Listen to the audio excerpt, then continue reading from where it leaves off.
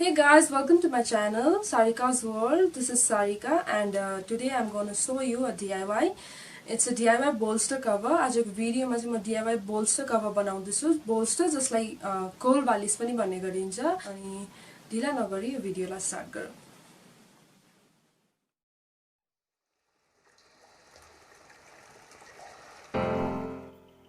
So for this DIY, I'm taking a curtain and a scissor.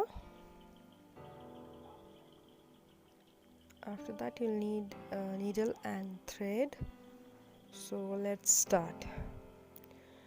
First मैले unfold खाली गर्दैछु अरु केही हैन अनि मेजरमेन्ट को लागि चाहिँ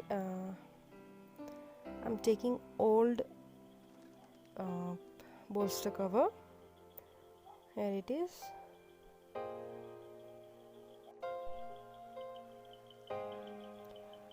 So after that I'm placing that old bolster cover on the top of curtain to take the measurement. अनि मैले यहाँ कुनै measuring tape को use गरेको छु.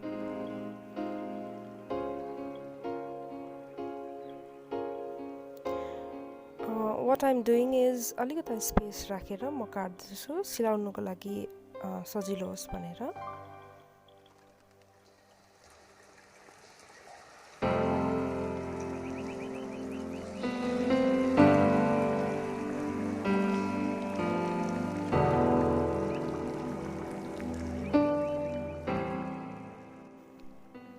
So after cutting the length, here I am cutting the width of the cover. Just repeating the same process here.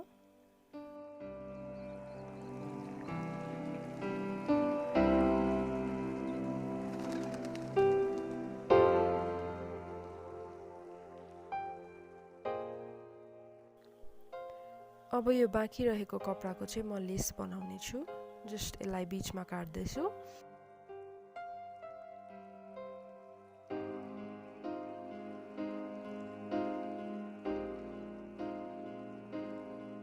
सिलाइसकेपछि यो चाहिँ यस्तो देखिन्छ. त्यसपछि जुन लेन्थ थियो त्यसलाई मैले फोल्ड गरे. आफ्टर दैट जुन ब्रेथ छ त्यसलाई अलिकति स्पेस छोडेर अनि सिलाउनु पर्छ.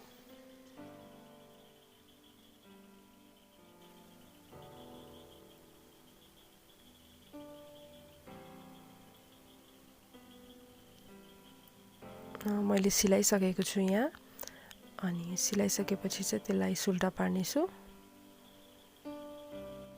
यो सबै पछि चाहिँ जुन लेस थियो त्यसलाई हामीले जुन लुगालाई फोल्ड गरेर दुलो बनाएको थियो त्यसमा त्योबाट पुल आउट गर्छु.